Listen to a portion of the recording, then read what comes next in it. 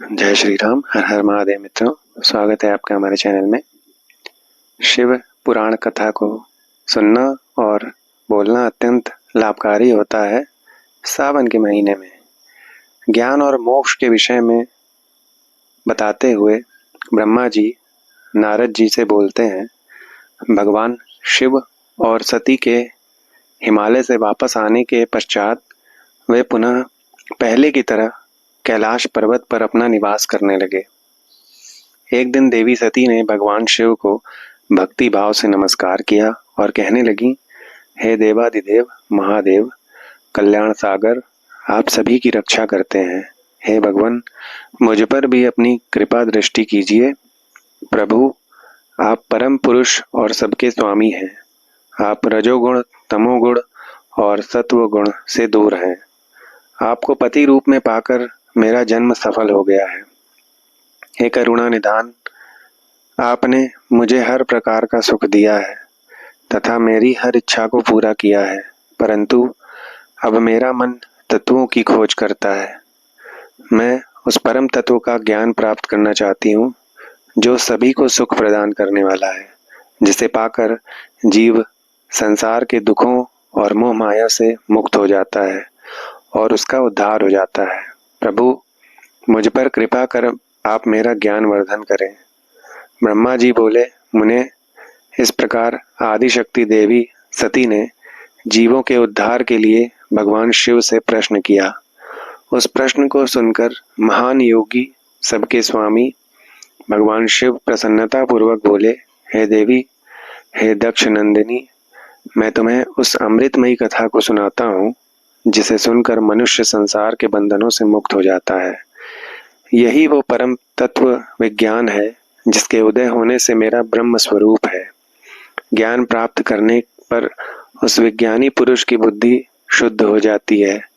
उस विज्ञान की माता मेरी भक्ति है। यह भोग और मोक्ष रूप को प्रदान करती है। भक्ति और ज्ञान सदा सुख प्रदान करता है। भक्ति के बिना ज्ञान और ज्ञान के बिना भक्ति की प्राप्ति नहीं होती है। हे देवी, मैं सदा अपने भक्तों के अधीन हूँ। भक्ति दो प्रकार की होती है, सगुण और निर्गुण। शास्त्रों से प्रेरित और हृदय के सहज प्रेम से प्रेरित भक्ति श्रेष्ठ होती है, परंतु किसी वस्तु की कामना स्वरूप की गई भक्ति निम्न कोटि की होती है। हे प्रिय, मुनियों ने सगुणा और निर्गुणा नामक दोनों भक्तियों के नौनों भेद बताए हैं। श्रवण, कीर्तन, स्मरण, सेवन, दास्य, अर्चन, वंदन, सख्य और आत्मसमर्पण ही भक्ति के अंग माने जाते हैं। जो एक स्थान पर स्थिरता पूर्वक बैठकर तन मन को एकाग्रचित्त करके मेरी कथा और कीर्तन को प्रतिदिन सुनता है, इसे श्रवण कहा जाता है। जो अपने हृदय में मेरे दिव्य जन्म कर्मों का चिंतन करता है और उसका अपनी वाणी से उच्चारण करता है, इसे भजन रूप में ही गाना ही कीर्तन है। मेरे स्वरूप को नित्य अपने आसपास हर वस्तु में तलाश कर मुझे सर्वत्र व्यापक मानना तथा सदैव मेरा चिंतन करना ही स्मरण है। सूर्य निकलने से लेकर सूर्यास्त तक हृदय और इंद्रियों से निरंतर मेरी सेवा करना ही सेवन कहा जाता है। स्वयं को प्रभु का किंकर समझकर अपने हृदयामृत के भोग से भगवान का स्मरण दास से कहा जाता है। अपने धन और वैभव के अनुसार 16 उपचारों के द्वारा मनुष्य द्वारा की गई मेरी पूजा अर्चन कहलाती है। मन, ध्यान और वाणी से मंत्रों का उच्चारण करते हुए इष्ट देव को नमस्कार करना वंदन कहा जाता है। ईश्वर द्वारा किए गए फैसले को अपना हित समझकर उसे सदैव मंगल मानना ही सख्य है। मनुष्य के पास जो भी वस्तु है वो भगवान की प्रसन्नता के लिए उनके चरणों में अर्पण कर उन्हें समर्पित कर देना ही आत्मसमर्पण कहलाता है। भक्ति के ये 9 अंग भोग और मोक्ष प्रदान करने वाले हैं। ये सभी ज्ञान के साधन मुझे प्रिय हैं। मेरी सांगोपांग भक्ति ज्ञान और वैराग्य को जन्म देती है। इससे सभी अभीष्ट फलों की प्राप्ति होती है। मुझे मेरे भक्त बहुत प्यारे हैं। तीनों लोकों और चारों युगों में भक्ति के समान दूसरा कोई भी सुखदायक मार्ग नहीं है। कलयुग में जब ज्ञान और वैराग्य का ह्रास हो जाएगा, तब भी भक्ति ही शुभ फल प्रदान करने वाली होगी। मैं सदा ही अपने भक्तों के वश में रहता हूँ। मैं अपने भक्तों की विपरीत परिस्थिति में सदैव सहायता करता हूँ और उसके सभी कष्टों को दूर करता हूँ। मैं अपने भक्तों का रक्षक हूँ। ब्रह्मा जी बोले, नारद, देवी सती को भक्त और भक्ति का महत्व सुनकर बहुत प्रसन्नता हुई। उन्होंने भगवान शिव को प्रणाम किया और पुनः शास्त्रों के बारे में पूछा। वे यह जानना चाहती थीं कि सभी जीवों का उद्धार करने वाला, उन्हें सुख प्रदान करने वाला, सभी साधनों का प्रतिपादक शास्त्र कौन सा है। वे ऐसे शास्त्र का महात्म्य सुनना चाहती थीं। सती का प्रश्न सुनकर शिवजी ने प्रसन्नता पूर्वक सब शास्त्रों के विषय में देवी सती को बताया। महेश्वर ने 5 अंगों सहित तंत्र शास्त्र, यंत्र शास्त्र तथा सभी देवेश्वरों की महिमा का वर्णन किया। उन्होंने इतिहास की कथा भी सुनाई, पुत्र और स्त्री के धर्म की महिमा बताई, मनुष्यों को सुख प्रदान करने वाले वैद्यक शास्त्र तथा ज्योतिष शास्त्र का भी वर्णन किया। भगवान शिव ने भक्तों का महात्म्य और राज धर्म भी बताया। इसी प्रकार भगवान शिव ने सती को उनके पूछे सभी प्रश्नों का उत्तर देते हुए सभी कथाएं सुनाई। नारद जी बोले, हे ब्राह्मण, हे महाप्राज्ञ, हे दयानिधे, आपने मुझे भगवान शंकर तथा देवी सती के मंगलकारी चरित्र के बारे में बताया। हे प्रभु, मैं महादेव जी का सपत्नीक यश वर्णन सुनना चाहता हूँ। कृपया आप मुझे ये बताइए कि उसके बाद शिव जी और सती ने क्या किया। उनके सभी चरित्रों का वर्णन मुझसे करें। ब्रह्मा जी ने कहा, मुने, एक बार की बात है कि सती जी को अपने पति का वियोग प्राप्त हुआ। यह वियोग भी उनकी लीला का ही रूप था, क्योंकि इनका परस्पर वियोग तो हो ही नहीं सकता। ये वाणी और अर्थ के समान है। ये शक्ति और शक्तिमान है तथा चित्र स्वरूप है। सती और शिव तो ईश्वर है। वे समय समय पर नई नई लीलाएं रचते हैं। सूत जी कहते हैं, महर्षियों, ब्रह्मा जी की बात सुनकर नारद जी ने ब्रह्मा जी से देवी सती और भगवान शिव के बारे में पूछा कि भगवान शिव ने अपनी पत्नी सती का त्याग क्यों किया। ऐसा किस लिए हुआ कि स्वयं वर देने के बाद भी उन्होंने देवी सती को छोड़ दिया। प्रजापति दक्ष ने अपने यज्ञ के आयोजन में शिव जी को निमंत्रण क्यों नहीं दिया और यज्ञ स्थल पर भगवान शंकर का अनादर क्यों किया।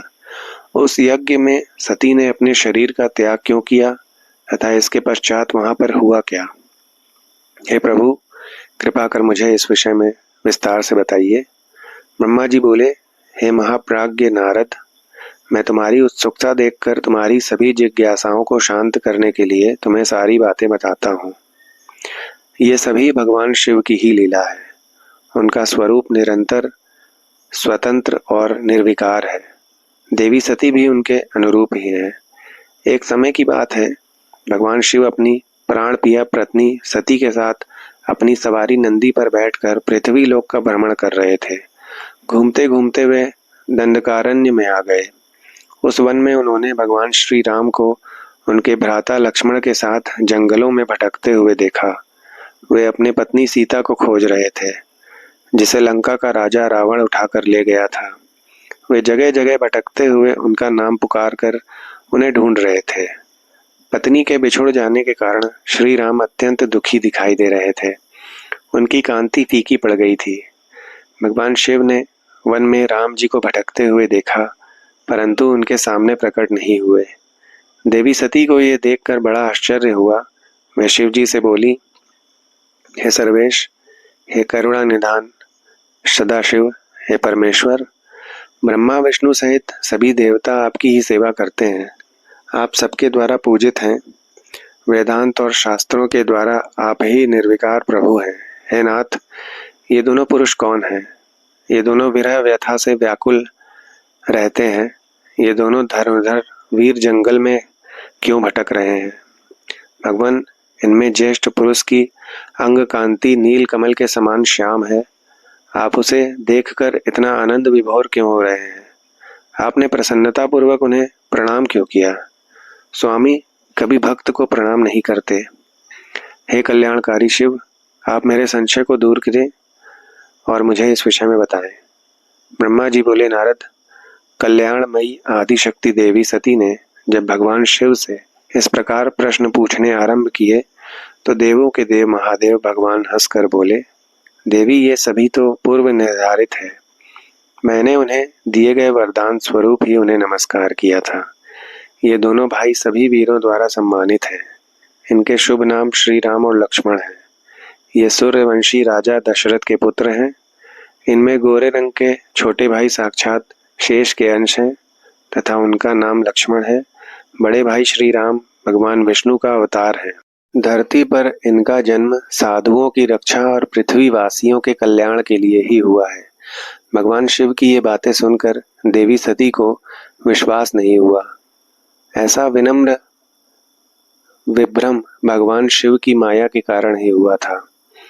जब भगवान शिव को ये ज्ञात हुआ कि देवी सती को उनकी बातों पर विश्वास नहीं हुआ है तो वे अपनी पत्नी दक्ष कन्या सती से बोले, देवी, यदि तुम्हें मेरी बातों पर विश्वास नहीं है तो तुम स्वयं श्री राम की परीक्षा ले लो। जब तक तुम इस बात से आश्वस्त न हो जाओ कि वे दोनों पुरुष ही राम और लक्ष्मण हैं और तुम्हारा मोह न नष्ट हो जाए, तब तक मैं यहीं बरगद के नीचे खड़ा हूँ। तुम जाकर श्री राम और लक्ष्मण की परीक्षा लो। ब्रह्मा जी बोले, हे महामुने नारद, अपने पति भगवान शिव के वचन सुनकर सती ने अपने पति का आदेश प्राप्त कर श्री राम लक्ष्मण की परीक्षा लेने की ठान ली। परंतु उनके मन में बार बार एक ही विचार उठ रहा था कि मैं उनकी परीक्षा कैसे लूं। तब उनके मन में ये विचार आया कि मैं देवी सीता का रूप धारण कर श्री राम के सामने जाती हूँ। यदि वे साक्षात विष्णु जी के अवतार हैं तो वे मुझे आसानी से पहचान लेंगे, अन्यथा वे मुझे पहचान नहीं पाएंगे। ऐसा विचार कर उन्होंने सीता का वेश धारण कर लिया और राम जी के समक्ष चली गईं। सती ने ऐसा भगवान शिव की माया से मोहित होकर ही किया था। सती को सीता जी के रूप में देखकर राम जी सब कुछ जान गए। वे हंसते हुए देवी सती को प्रणाम करके बोले, हे देवी सती, आपको मैं नमस्कार करता हूँ। हे देवी, आप तो यहाँ हैं, परंतु त्रिलोकीनाथ भगवान शिव कहीं दिखाई नहीं दे रहे हैं। बताइए देवी, आप इस निर्जन वन में अकेली क्या कर रही हैं? और आपने अपने परम सुंदर और कल्याणकारी रूप को त्याग कर ये नया रूप क्यों धारण किया है? श्री राम जी की बातें सुनकर देवी सती आश्चर्यचकित हो गईं। तब वे शिव जी की बातों का स्मरण कर तथा सच्चाई को जानकर बहुत शर्मिंदा हुईं और मन ही मन अपने पति भगवान शंकर के चरणों का स्मरण करती हुई बोली, हम अपने पति करुणा निधान भगवान शिव और अन्य पार्षदों के साथ पृथ्वी का भ्रमण करते हुए इस वन में आ गए थे। यहाँ आपको लक्ष्मण जी के साथ सीता की खोज में भटकते हुए देखकर भगवान शिव ने आपको प्रणाम किया और वहीं बरगद के पीछे खड़े हो गए। आपको वहां देख भगवान शिव आनंदित होकर आपकी महिमा का गान करने लगे। वे आपके दर्शनों से आनंद विभोर हो गए। मेरे द्वारा इस विषय में पूछने पर जब उन्होंने मुझे बताया कि आप श्री विष्णु का अवतार हैं तो मुझे इस पर विश्वास नहीं हुआ और मैं स्वयं आपकी परीक्षा लेने यहाँ आ गई। आपके द्वारा मुझे पहचान लेने से मेरा सारा भ्रम दूर हो गया है। हे श्री हरि, अब मुझे आप ये बताइए कि आप भगवान शिव के भी वंदनीय कैसे हो गए? मेरे मन में यही एक संशय है। कृपया आप मुझे इस विषय में बताकर मेरे संशय को दूर कर मुझे शांति प्रदान करें। देवी सती के ऐसे वचन सुनकर श्री राम प्रसन्न होते हुए तथा अपने मन में शिव जी का स्मरण करते हुए प्रेम विभोर हो उठे। वे प्रभु शिव के चरणों का चिंतन करते हुए मन में उनकी महिमा का वर्णन करने लगे। श्री राम बोले, हे देवी सती, प्राचीन काल की बात है। एक बार भगवान शिव ने अपने लोक में विश्वकर्मा को बुलाकर उसमें एक मनोहर गौशाला बनवाई जो बहुत बड़ी थी। उसमें उन्होंने एक मनोहर विस्तृत भवन का भी निर्माण करवाया। उसमें एक दिव्य सिंहासन और एक दिव्य श्रेष्ठ छत्र भी बनवाया। ये बहुत ही अद्भुत और परम उत्तम था। उसके बाद उन्होंने सब ओर से इंद्र, देवगणों, सिद्धों, गंधर्वों, समस्त उपदेवों तथा नाग आदि को भी शीघ्र ही उस मनोहर भवन में बुलवाया। सभी वेदों और आगमों को, पुत्रों सहित ब्रह्मा जी को, मुनियों अप्सराओं सहित, समस्त देवियों सहित 16 नाग कन्याओं आदि सभी को उसमें आमंत्रित किया, जो कि अनेक मांगलिक वस्तुओं के साथ वहां आई। संगीतज्ञों ने वीणा, मृदंग आदि बाजे बजाकर अपूर्व संगीत का गान किया। इस प्रकार ये एक बड़ा समारोह और उत्सव था। राज्याभिषेक की सारी सामग्रियां एकत्रित हुई और तीर्थों के जल से भरे घड़े मंगवाए गए। अनेक दिव्य सामग्रियों के साथ उनका उच्च स्वरों में वेद मंत्रों का भी घोष कराया गया। हे देवी, भगवान श्री हरि विष्णु की उत्तम भक्ति से भगवान शिव सदा प्रसन्न रहते थे। उन्होंने बड़े प्रसन्न होकर श्री हरि को बैकुंठ से बुलवाया और शुभ मुहूर्त में श्रेष्ठ सिंहासन पर बिठाया। महादेव जी ने स्वयं अपने हाथों से उन्हें बहुत से आभूषण और अलंकार पहनाए। उन्होंने भगवान विष्णु के सिर पर मुकुट पहनाकर उनका अभिषेक किया। उस समय वहां अनेक मंगल गान गाए गए। तब भगवान शिव ने अपना सारा ऐश्वर्य, जो कि किसी के पास भी नहीं था, उन्हें प्रेम पूर्वक प्रदान किया। इसके पश्चात भगवान शंकर ने उनकी बहुत स्तुति की और जगतकर्ता ब्रह्मा जी से बोले, हे लोकेश, आज से श्री हरि विष्णु मेरे वंदनीय हुए। ये सुनकर सभी देवता स्तब्ध रह गए। तब वे पुनः बोले कि आप सहित सभी देवी देवता भगवान विष्णु को प्रणाम कर उनकी स्तुति करें तथा सभी वेद मेरे साथ साथ श्री विष्णु जी का वर्णन करें। श्री रामचंद्र जी बोले, हे देवी, भगवान शिव अपने भक्तों के ही अधीन हैं। वे अत्यंत दयालु और कृपा निधान हैं। वे सदा ही भक्तों के वश में रहते हैं। इसलिए भगवान विष्णु की शिव भक्ति से प्रसन्न होकर भक्त वत्सल शिव ने ये सब कुछ किया तथा इसके उपरांत उन्होंने विष्णु जी के वाहन गरुड़ध्वज को भी प्रणाम किया। उसके बाद सभी देवताओं ने और ऋषि मुनियों ने भी श्री हरि को सच्चे मन से प्रणाम किया और उनकी स्तुति की। तब भगवान शिव ने विष्णु जी को बहुत से वरदान दिए और कहा, श्री हरि, आप मेरी आज्ञा के अनुसार संपूर्ण लोकों के कर्ता, पालक और संहारक रहेंगे। धर्म, अर्थ और काम के दाता तथा बुरे या अन्याय करने वाले दुष्टों को दंड तथा उनका नाश करने वाले हों। आप पूरे जगत में पूजित होंगे तथा सभी मनुष्य सदैव आपका पूजन करेंगे। तुम कभी भी पराजित नहीं होगे। मैं तुम्हें इच्छा की सिद्धि, लीला करने की शक्ति और सदैव स्वतंत्रता का वरदान प्रदान करता हूँ। हे हरे, जो तुमसे बैर रखेंगे उनको अवश्य ही दंड मिलेगा। मैं तुम्हारे भक्तों को भी मोक्ष प्रदान करूंगा तथा उनके सभी कष्टों का भी निवारण करूंगा। तुम मेरी बाईं भुजा से और ब्रह्मा जी मेरी दाईं भुजा से प्रकट हुए हो। रुद्रदेव, जो साक्षात मेरा ही रूप है, मेरे ही हृदय से प्रकट हुए हैं। हे विष्णु, आप सदा सबकी रक्षा करेंगे। मेरे धाम में तुम्हारा स्थान उज्जवल एवं वैभवशाली है।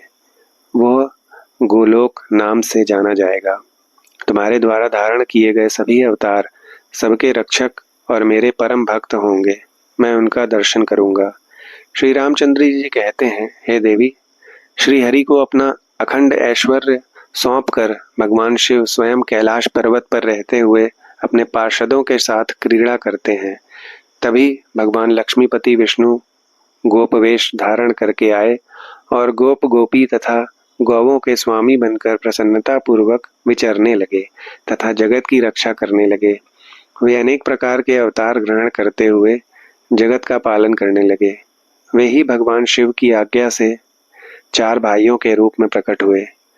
अब इस समय मैं विष्णु ही अवतार रूप में प्रकट होकर 4 भाइयों में से सबसे बड़ा राम हूँ। दूसरे भरत हैं, तीसरे लक्ष्मण हैं और चौथे शत्रुघ्न हैं। मैं अपनी माता के आदेश के अनुसार वनवास भोगने के लिए लक्ष्मण और सीता के साथ इस वन में आया था। किसी राक्षस ने मेरी पत्नी सीता का अपहरण कर लिया है और मैं यहाँ वहाँ भटकता हुआ अपनी पत्नी को ही ढूंढ रहा हूँ। सौभाग्यवश मुझे आपके दर्शन हो गए। अब निश्चय ही मुझे मेरे कार्य में सफलता मिलेगी ही। हे माता, आप मुझ पर कृपा दृष्टि करें और मुझे ये वरदान दें कि मैं उस पापी राक्षस को मारकर अपनी पत्नी सीता को उसके चंगुल से मुक्त करा सकूं। मेरा ये महान सौभाग्य है कि मुझे आपके दर्शन प्राप्त हुए, मैं धन्य हो गया। इस प्रकार देवी की अनेक प्रकार से स्तुति करके श्री राम जी ने उन्हें अनेकों बार प्रणाम किया। श्री राम की बातें सुनकर सती मन ही मन बहुत प्रसन्न हुई और भक्त वत्सल भगवान शिव की स्तुति एवं चिंतन करने लगी। अपनी भूल पर उन्हें लज्जा आ रही थी। वे उदास मन से शिव जी के पास चल दी। वे रास्ते में सोच रही थीं कि मैंने अपने पति महादेव जी की बात न मानकर बहुत बुरा किया और श्री राम जी के प्रति भी बुरे विचार अपने मन में लाई। अब मैं भगवान शिव को क्या उत्तर दूंगी। उन्होंने अपनी करनी पर बहुत पश्चाताप व्यक्त किया। वे शिव जी के समीप गईं और चुपचाप खड़ी हो गईं। सती को इस प्रकार चुपचाप और दुखी देखकर भगवान शंकर ने पूछा, देवी, आपने श्री राम की परीक्षा किस प्रकार ली? ये प्रश्न सुनकर देवी सती चुपचाप सिर झुकाकर खड़ी हो गई। उन्होंने शिव जी को कोई उत्तर नहीं दिया। वे दुविधा में थीं कि क्या उत्तर दें, लेकिन महायोगी शिव ने ध्यान से सारा विवरण जान लिया और उनका मन से त्याग कर दिया। भगवान शिव ने सोचा, अब यदि मैं सती को पहले जैसा ही स्नेह करूं तो मेरी प्रतिज्ञा भंग हो जाएगी। वेद धर्म के पालक शिव जी ने अपनी प्रतिज्ञा पूरी करते हुए सती का मन से त्याग कर दिया। फिर सती से कुछ न कहकर वे कैलाश की ओर बढ़े। मार्ग में सबको, विशेषकर सती जी को सुनाने के लिए आकाशवाणी हुई कि महायोगी शिव, आप धन्य हैं। आपके समान तीनों लोक में कोई भी प्रतिज्ञा पालक नहीं है। इस आकाशवाणी को सुनते ही देवी सती शांत हो गई। उनकी कांति फीकी पड़ गई। तब उन्होंने भगवान शिव से पूछा, हे प्राणनाथ, आपने कौन सी प्रतिज्ञा की है? कृपया आप मुझे बताइए। परंतु भगवान शिव ने विवाह के समय भगवान विष्णु के समक्ष जो प्रतिज्ञा की थी उसे सती को नहीं बताया। तब देवी सती ने भगवान शिव का ध्यान करके उन सभी कारणों को जान लिया जिसके कारण भगवान ने उनका त्याग कर दिया था। त्याग देने की बात जानकर देवी सती अत्यंत दुखी हो गई। दुख बढ़ने के कारण उनकी आंखों में आंसू आ गए और वो सिसकने लगी। उनके मनोभावों को समझकर और देवी सती की ऐसी हालत देखकर शिव जी ने अपनी प्रतिज्ञा की बात उनके सामने नहीं कही। तब सती का मन बहलाने के लिए शिव जी उन्हें अनेकानेक कथाएं सुनाते हुए कैलाश की ओर चल दिए। कैलाश पर पहुंचकर शिव जी अपने स्थान पर बैठकर समाधि लगाकर ध्यान करने लगे। सती ने दुखी मन से अपने धाम में रहना शुरू कर दिया। भगवान शिव को समाधि में बैठे हुए बहुत समय बीत गया। तत्पश्चात शिव जी ने अपनी समाधि तोड़ी। जब देवी सती को पता चला तो वे तुरंत शिव जी के पास दौड़ी चली आई। वहां आकर उन्होंने शिव जी के चरणों में प्रणाम किया। भगवान शिव ने उन्हें अपने सम्मुख आसन दिया और उन्हें प्रेम पूर्वक बहुत सी कथाएं सुनाई। इससे देवी सती का शोक दूर हो गया, परंतु शिव जी ने अपनी प्रतिज्ञा नहीं तोड़ी। हे नारद, ऋषि मुनि आदि सभी शिव और सती की इन कथाओं को उनकी लीला का ही रूप मानते हैं, क्योंकि वे तो साक्षात परमेश्वर हैं, एक दूसरे के पूरक हैं। भला उनमें वियोग कैसे संभव हो सकता है? सती और शिववाणी और अर्थ की भांति एक दूसरे से मिले हुए हैं, उनमें वियोग होना असंभव है। उनकी इच्छाओं और लीलाओं से ही उनके वियोग होना संभव है। धन्यवाद मित्रों। आगे की शिव कथा अगली वीडियो में सुनाऊंगा। अगर आपको ये अच्छी लगी हो तो इसको लाइक करिएगा, चैनल को सब्सक्राइब एवं शेयर करिएगा। धन्यवाद।